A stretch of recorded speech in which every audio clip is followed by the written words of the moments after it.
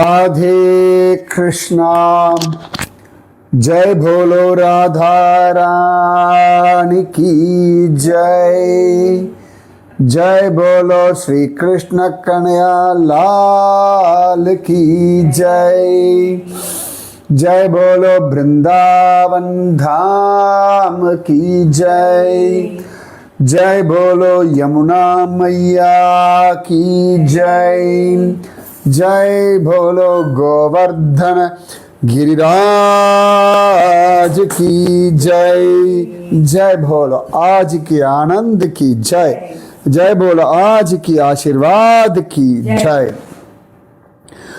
எல்லாருக்கும் மகர சங்கராந்தி பொங்கல் ஆசீர்வாதங்கள். அழகான ஒரு நாள் இது, மகர சங்கராந்தி. சங்கராந்தின்னு பேர். சங்கராந்தி அப்படின்னா டிரான்சிஷன், மாற்றம். சூரியன் இந்த பக்கம் அப்படி மாறுறார் இல்லையா, உத்தர பக்கம் மாறுறதுனால உத்தராயணம். இப்போ அதே மாதிரி இது மகர சங்கராந்தி உத்தராயணத்துக்கு. அப்போ தட்சிணாயணத்துக்கு என்ன சங்கராந்தி வரும் கண்டுபிடிங்க. இப்போ இதுக்கு எப்படின்னா அதுக்கு என்ன வரும்னு கண்டுபிடிங்க. ஒவ்வொரு மாதமுமே ஒரு சங்கராந்தி உண்டு. சங்கராந்தி இதுக்கு பேர் தான் மகர சங்கராந்தி. ஒவ்வொரு மாதமும் ஒரு ராசிக்குள்ளே நுழைவார். அந்த ராசியை பேஸ் பண்ணி அந்த சங்கராந்தின்னு சொல்லுவாள். பெருசாக நம்ம தமிழ்நாட்டில் தெரியல, வடக்குலலாம் ஒவ்வொரு ஊர்லேயும் ஒவ்வொரு சங்கராந்தி விசேஷமாக சொல்லப்படும். பொதுவாக எல்லாரும் கொண்டாடுறது மகர சங்கராந்தி. சில ஊர்களில் சில சங்கராந்திக்கு ஏற்றம். இப்போ எப்படி குருவாயூர் போனால் குருவாயூர் ஏகாதசிக்கு ஏற்றம், அங்கே வைகுண்ட ஏகாதசிக்கு ஒரு ஏற்றம் கிடையாது. ஸ்ரீரங்கம், ஆந்திரா இங்கெல்லாம் வைகுண்ட ஏகாதசிக்கு ஏற்றம். நம்ம வைகுண்ட ஏகாதசிக்கு பண்டரிபுரம் போனோம் வச்சுக்கோங்க, அந்த ஃபீலே இருக்காது. ஏகாதசின்னு மரியாதைலாம் இருக்கும், பட் அங்கே என்னடா ஆஷாட சுக்ல ஏகாதசி, கார்த்திகை ஏகாதசி, இதுக்கு தான் விலை ஜாஸ்தி. நார்த்லேயே வைகுண்ட ஏகாதசிக்கு விலை கிடையாது. உத்பன்ன ஏகாதசி, உத்தான ஏகாதசி, இதுக்கெல்லாம் தான் பெரிய மரியாதை உண்டு. அது மாதிரி ஒவ்வொரு ஊருக்கும் ஒவ்வொரு விதம். அதில் அழகான ஒரு நாள் இன்று மகர சங்கராந்தி. தமிழில் சங்கராந்தின்னு, சம்ஸ்கிருதப்படி சங்கராந்தி அப்படின்னு பேர். மகர ராசிக்குள்ள நுழைவதனால மகர சங்கராந்தி அப்படின்னு பெயர். எனக்கு ரொம்ப பிடிச்ச ஒரு நாள் இது. முக்கியமாக உடுப்பி கிருஷ்ணன் கிடைச்ச நாள் இன்று தான். அதனால தான் உடுப்பியில் இன்றைக்கி விசேஷம். பழைய அந்த மடத்தினுடைய ஆச்சாரியன் அடுத்த மடத்தினுடைய ஆச்சாரியனுக்கு அந்த பொறுப்பை ஒப்படைக்கிற ஒரு நாள். ஸோ இப்போ 2 வருஷமாக இருந்த ஆச்சாரியன் எந்த மடம்னு கண்டுபிடிங்க. அந்த ஒவ்வொரு அந்த ரொம்ப அழகாக இருக்கும். அந்த 2 வருஷத்துக்குள்ளே அவள் என்னெல்லாம் பண்ண முடியுமோ உடுப்பி கிருஷ்ணனுக்கு பண்ணுவாள். இவருக்கு முன்னாடி இருந்த மடத்தினுடைய ஆச்சாரியன், மடம் அவரோட அந்த ஆச்சாரியன் நிறைய துளசி தளங்களாலே அர்ச்சனையை ரொம்ப பெருசாக பண்ணிகிட்டு இருந்தார். அதாவது நந்தவனத்தை துளசி பயிரிட்டு அங்கே யார் பறிக்கிறாளோ சகஸ்ரநாமம் சொல்லிட்டு பறிக்கணும், அவளுக்கு தங்குறதுக்கு ரூமு சாப்பாடு எல்லாம் கொடுத்து அப்படி ஒரு கைங்கரியம் பண்ணார். இப்போ முடிஞ்ச அவர் மெயினாக பகவத்கீதை பிரகடனம் எல்லாருக்கும் நோட்டுக்கு நான் போகும்போது கூட 2 நோட்டு கொடுத்தாருங்களுக்கு ஞாபகம் இருக்கு. பகவத்கீதை எழுதுறதுக்கு தமிழில் வேணுமா, சம்ஸ்கிருத்தில் வேணுமா, இங்கிலீஷில் வேணுமா, ஹிந்தியில் வேணுமா, கன்னடம் வேணுமா, மலையாளம் வேணுமான்னு கேட்டு கொடுத்து நிறைய பகவத்கீதை வாங்கி அவர் பெரிய விழாவாக பண்ணி நம்ம மோடிஜிலாம் கூட லட்சக்கணக்கான பேர் ஒன்றா சேர்ந்து பகவத்கீதை பாராயணம் எல்லாம் பண்ணி இந்த 2 வருஷத்தில் எந்த பக்கம் திரும்பினாலும் கீதா கீதா கீதான்னு, கீதா சுகீதா அப்படின்ற மாதிரி உடுப்பி முழுக்க பகவத்கீதை அப்படி அந்த வைப்ரேஷன் மோட். இப்போ அடுத்த ஒரு ஆச்சாரம் என்ன பண்ணுறாருன்னு பார்க்கணும். ரொம்ப அழகாக இருக்கும். ஒவ்வொரு 2 வருஷத்தும் நான் பார்த்துட்டு இருக்கேன். ஒவ்வொருத்தரும் ஒரு புது கான்செப்ட், ஒரு புது ப்ராஜெக்டை கொண்டு உடுப்பி அந்த இத்தினூண்டு பயப்படுத்துகிற பாடு இருக்கு. அப்பா, ஏன்னா ஒரு பரியாய சமயத்தில் நான் இதில் இருந்தேன், உடுப்பியில் இருந்தேன் சப்தாகத்தின் பொழுது. அப்போ இப்போ போனால் நிறைய மட்டுக்குள்ளா கிடைக்கும். நான் ரொம்ப ஆசையோடு இருந்தேன் போனோன்னு. மட்டுகுல்லா வாதிராஜருக்கு ஹயக்ரீவர் கொடுத்த கத்திரிக்காய். சாதாரணமாக ராமநாமம் ஜபிக்கிறவா கத்திரிக்காய் சாப்பிட மாட்டான். ஆனால் உடுப்பியில் இருக்கிற அந்த கத்திரிக்காய் சாப்பிட்டே ஆகணும். விஷமுறிவு கத்திரிக்காய்.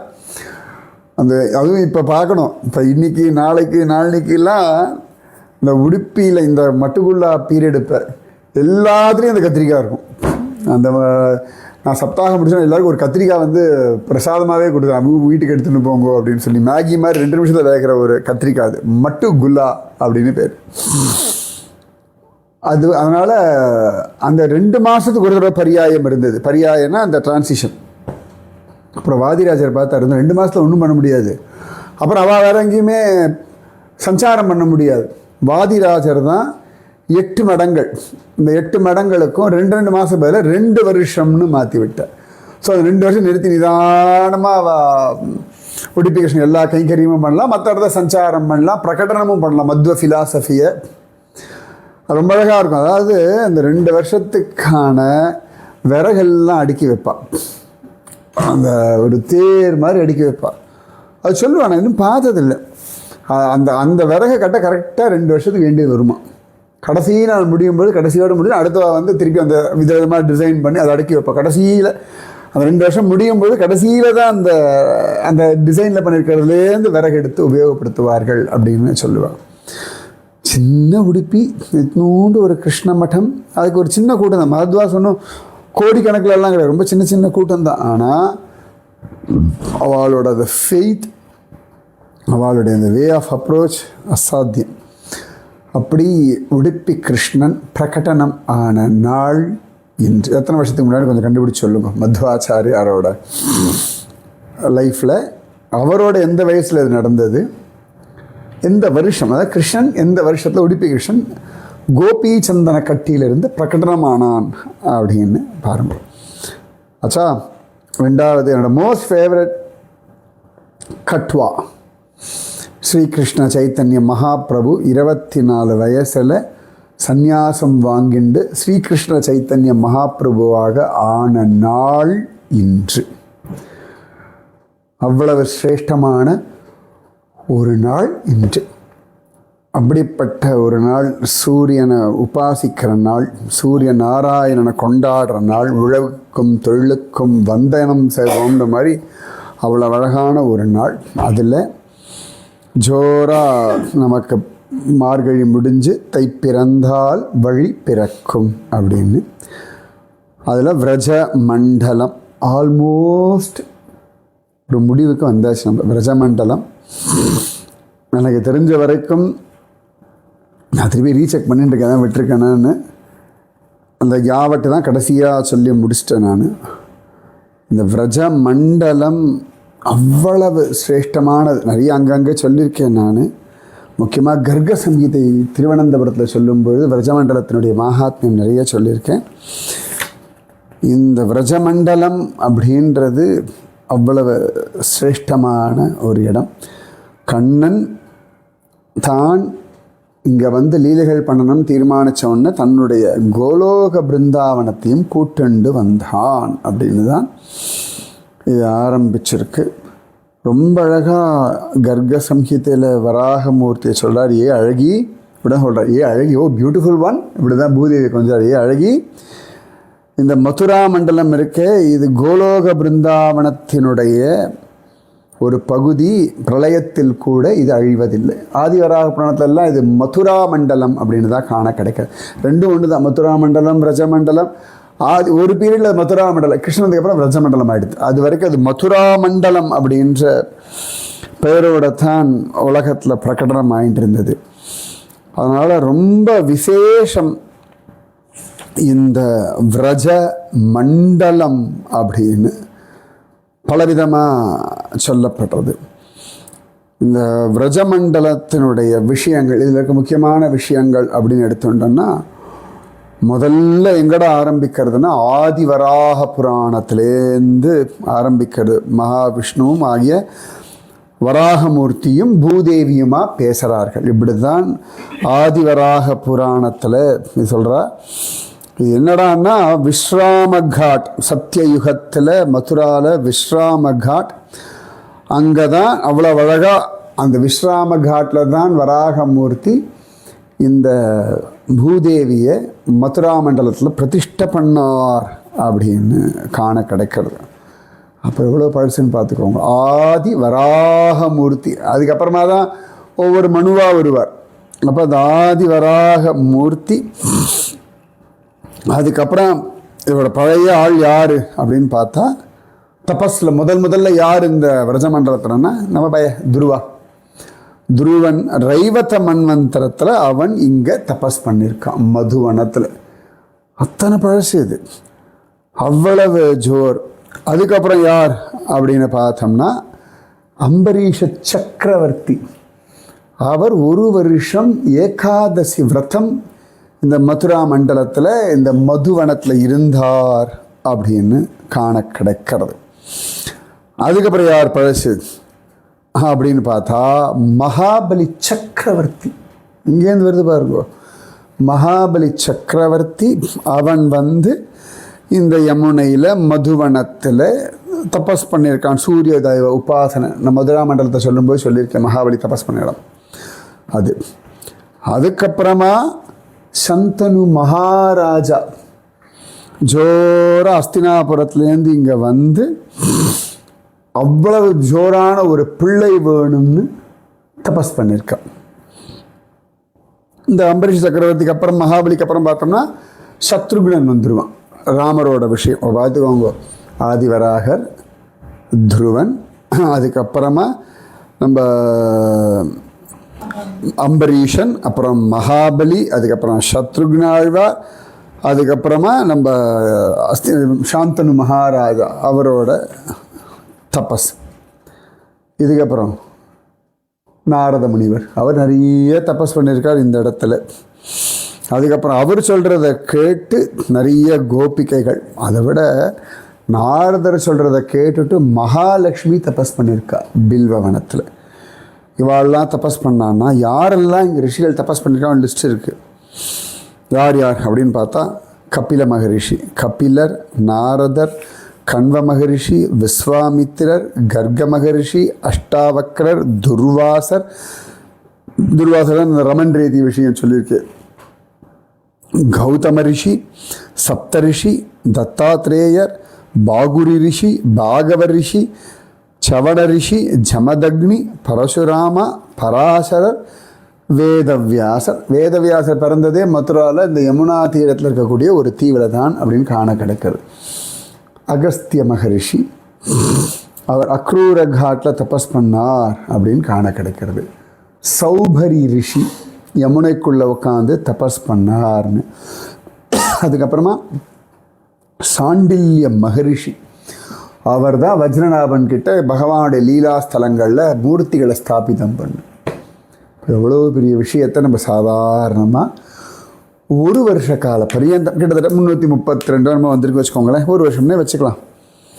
அவ்வளவு சிரேஷ்டம் இந்த விரஜ மண்டலம். விரஜ அப்படின்னா விரஜதி கச்சதி இதி விரஜக அப்படின்னு அழகாக புராணங்களில் காண கிடைக்கிறது. ஸ்கந்த புராணம் எல்லாத்துலேயுமே, அதாவது இங்கேயும் அங்கேயும் அலையிறது விரஜம். மாடுகள் இங்கே அலையும் அங்கே அலையும். விரஜதி கச்சதி இது விரஜ. மாடுகள் சுதந்திரமாக இங்கே அங்கே அலையிறதுக்கு பேர் விரஜம்னு பெயர்.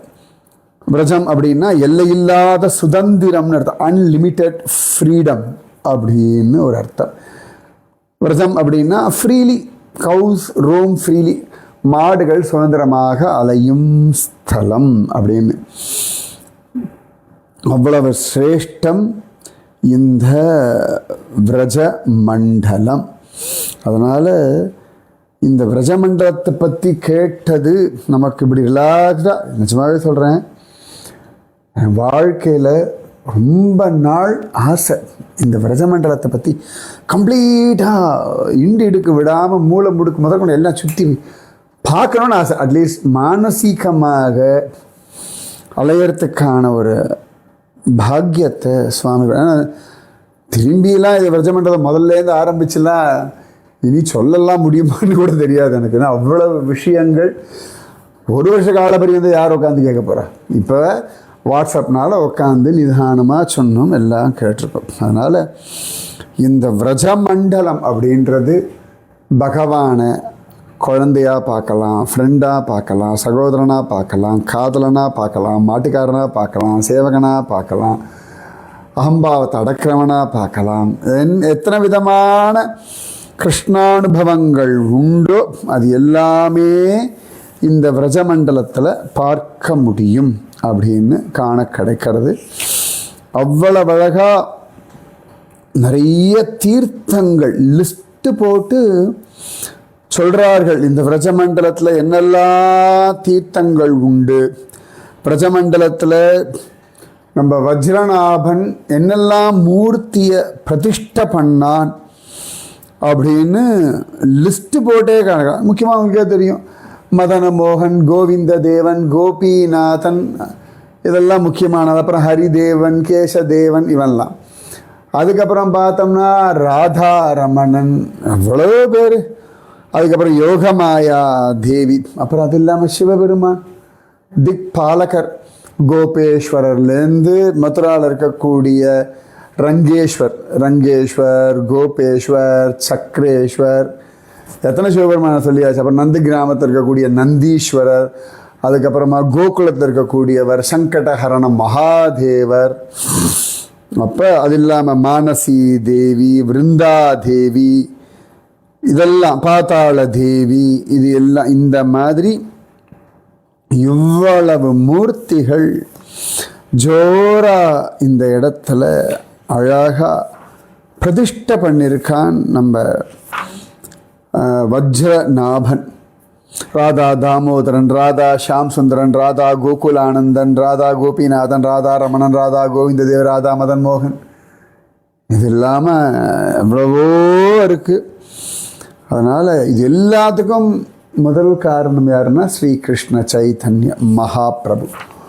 ஒரு கார்த்திகை சரத் பூர்ணிமா அன்னைக்கு தான் அவர் பிருந்தாவனத்துக்குள்ளே நுழைஞ்சார் அப்படின்னு இருக்கு. அவர் ஆரம்பித்து வச்சது இன்னி வரைக்கும் போயின்ட்டுருக்கு. அதில் விரஜமண்டல பரிக்கிரமாவில் போனால் இன்னெல்லாம் முக்கியம்னு ஒவ்வொரு புராணத்தையும் சொல்கிறார். ஸ்கந்த புராணம் சொல்கிறது, யாருக்கு நம்பிக்கையும் ஸ்ரத்தையும் கண்ணனோடு இருக்கோ, அந்த ஸ்ரத்தையோடு யார் விரஜமண்டல பரிக்கிரமா செய்கிறார்களோ அவர்கள் எல்லா விதமான பாவங்களிலிருந்தும் விடுபட்டு மரணத்தின் முடிவில் பகவானுடைய கோலோகத்திற்கு செல்கிறார்கள் அப்படின்னு காண கிடைக்கிறது. அதில் மதுரா மகாத்மியத்தை சொல்லும் பொழுது எத்தனையோ கோட்டி ஜென்மால பண்ண பாபங்கள் எல்லாம் ஒரு செகண்டில் போயிடுறதான். ஒரு செகண்டில் போகுமா? அப்போ எவ்வளோ நாள் இருக்கணும் அப்படின்னா, பிருந்தாவனத்தில் ஒரு ராத்திரி தங்கினா பல கோடி ஜென்மாவில் சேர்த்து வச்ச எல்லா கர்ம வினைகளும் ஒரு நொடி பொழுதில் போகும். இப்போ நான் தைரியமாக சொன்னேன், நிறைய ராத்திரி தங்கியிருக்கேன். ஒரு சில வருஷம் பகவான் ஐஷன்டவே தங்க வச்சுருக்கேன். இவ்வளோதான் எனக்கு சொல்ல தெரியும். எத்தனை வருஷம் ஞாபகம் இல்லை. எப்பயோ ஆரம்பித்து வச்சுக்கோங்களேன். அதை பற்றி கேட்டிருக்கோமே ஒன்று. அதாவது நீங்கள் சில பேர் இப்போ நேரடியாக பிருந்தாவனத்துக்கு போயிருக்க மாட்டேன், தங்கியிருக்க மாட்டேன். ஆனால் இந்த விரஜமண்டல விஷயம் கேட்டு பல நாள் ராத்திரி பிருந்தாவனம், நீங்கள் உங்கள் வீட்டில் படுத்துட்டு இருந்தாலும் பிரஜமண்டலத்துடைய ஸ்மரணையில் தானே படுத்திருப்பேன். அந்த பலத்தினாலேயே உங்களுக்கு அழகாக அந்த பாக்கியம் கிடச்சிடும். அதனால் அது எல்லாமே இன்னும் அடுத்து சொல்கிறா, மதுரா மகாத்மியத்திலே சொல்கிறா, வேறு என்ன வேணும், என்னத்துக்கு பெருசாக யோசிக்கணும், அங்கே தங்க முடியலையா, ஒன்றும் கவலை இல்லை. யார் இந்த விரஜ மண்டலத்தினுடைய மகாத்மியத்தை கேட்கிறார்களோ, சிம்பிளி கேட்கறது, ஸ்ரவணம். மதுரா மகாத்மியம் சொல்கிறது அடுத்த லெவல் இது. சரி போக முடியல, சரி ஒரு ராத்திரி தங்கலை, ஆனால் யார் இந்த விரஜமண்டலத்தினுடைய அழகாக இந்த விஷயத்தை கேட்கிறார்களோ அவர்களுடைய வம்சம் சொல்கிறா ரொம்ப அழகா. யார் கேட்குறாளோ அவளுடைய அப்பா சைடு 200 தலைமுறையாக, அம்மா சைடு 200 தலைமுறை அவளுக்கு சத்கதி கிடச்சிடும். 200 தலைமுறை இந்த விரஜமண்டல பரிக்கிரமாவினுடைய ஜோரா அது என்னன்னா, இப்போ நம்ம கேட்குறோம்னா 200 தலைமுறை முன்னாடி பின்னாடி 2 பக்கம் வச்சுப்போம், இந்த புண்ணியம் அவளுக்கு வரைக்கும் போய் சேருமா. 200 தலைமுறைக்கு முன்னாடி இருந்தவாளுக்கும் பின்னாடி வரக்கூடியவர்களுக்குமான ஒரு நிதி, நீங்காத செல்வம் கிடைச்சாச்சு. அதனால் நீங்கள் கேட்ட விரஜமண்டல பரிக்கிரமா சத்தியமாக பிரயோஜனம் தரக்கூடியதுன்னு மதுரா மகாத்மியம் சொல்கிறது. What is the need for further consideration? Anyone who simply hears about the glories of Rajamandala automatically delivers 200 generations of both his paternal and maternal family members. அவ எல்லாருக்கும் அந்த நன்மையை நீங்கள் கொடுத்துடுறேன்.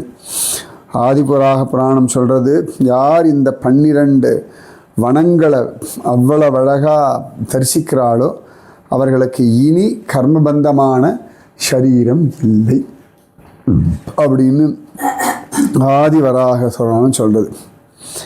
விரஜமண்டலத்தில் அடுத்து சொல்கிறது ஆதிவராக புராணம். விரஜமண்டலத்தில் ஏதோ ஒரு தீர்த்தம், நிறைய தீர்த்தம் இருக்குது சொல்கிறேன் இல்லையா.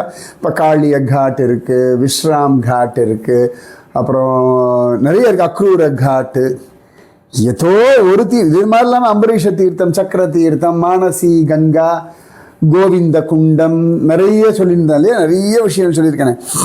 அதில் ஏதான ஒரு தீர்த்தத்தில் குளிச்சா கூட எல்லா ஜென்மாக்களுடைய பாவங்கள் நசிஞ்சு போயிடும் ஆதிவராக புராணம் சொல்கிறது.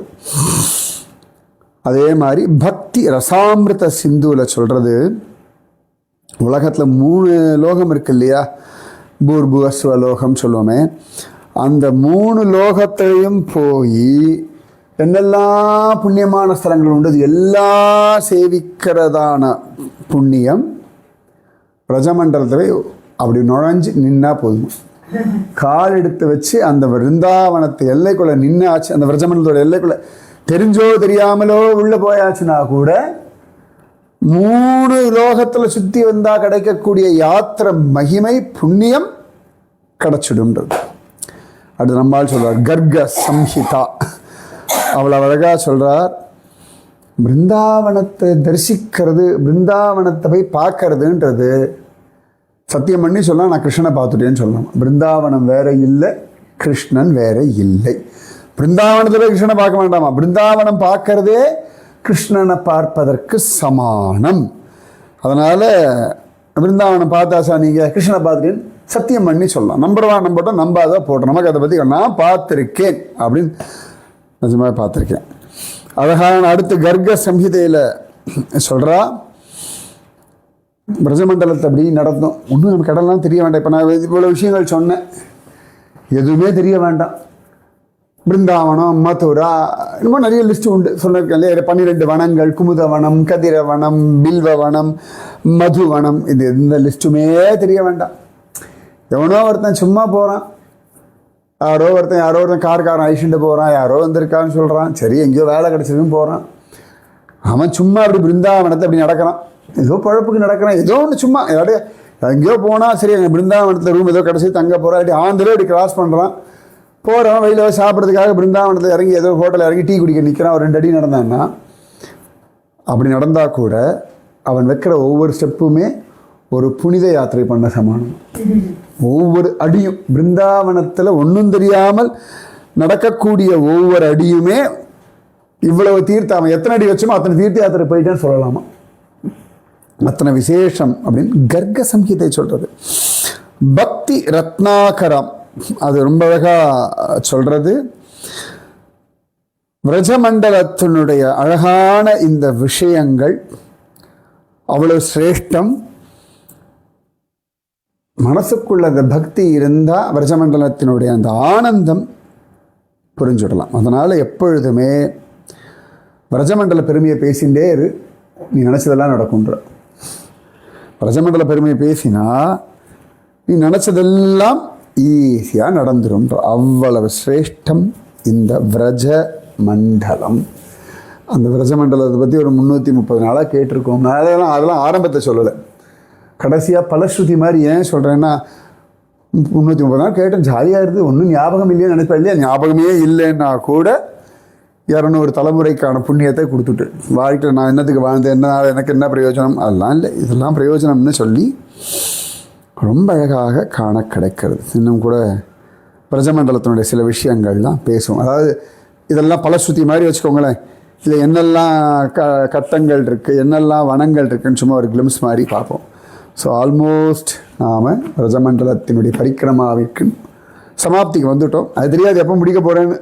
ஆனால் சொல்ல வேண்டிய பல விஷயங்கள் திடீர்னு தான் காட்டி கொடுத்தா நான் மிஸ் பண்ணிட்டோம்னா திருப்பியும் பகவான் காட்டி கொடுப்பான், அதையும் சொல்லுவேன். சரியா? ராதே கிருஷ்ணா. என்ன அழகுன்னா பொங்கல் சூரியனுக்கு உபாசன விசேஷம், மாடுகள் தான் பிராதானியம். கரெக்டாக இந்த விரஜமண்டல பரிக்கிரமா இன்றைக்கி பொங்கல், நாளைக்கு மாட்டு பொங்கல், கண்ணன் அப்படி கொண்டு வந்து விடுறான். அதுதான் அதுக்கு அந்த பலஸ்ருதி இன்றைக்கி மகர சங்கராந்தி அன்னைக்கு சொல்ல வைக்கிறான் பாருங்க. உத்தராயண காலத்தில் இதை கேட்கறது இவ்வளோ நாள் சொல்லவே இல்லையே.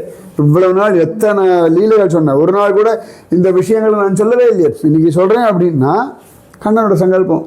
உங்கள் எல்லாருக்கும் அந்த அனுபவத்தை, அந்த அனுகிரகத்தை ராதையும் கண்ணனும் தரார்கள்ன்றதுக்கு ப்ரூஃப் இது தான்.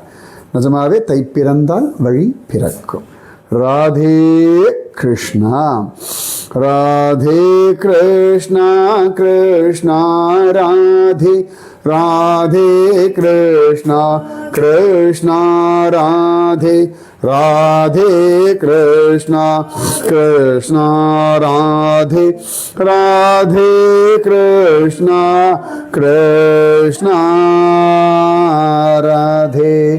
जय बोलो राधा रानी की जय, जय बोलो श्री कृष्ण कन्हैया लाल की जय, जय बोलो वृंदावन धाम की जय, जय बोलो यमुना मैया की जय, जय बोलो गोवर्धन गिरिराज की जय, जय बोलो ब्रजमंडल की जय.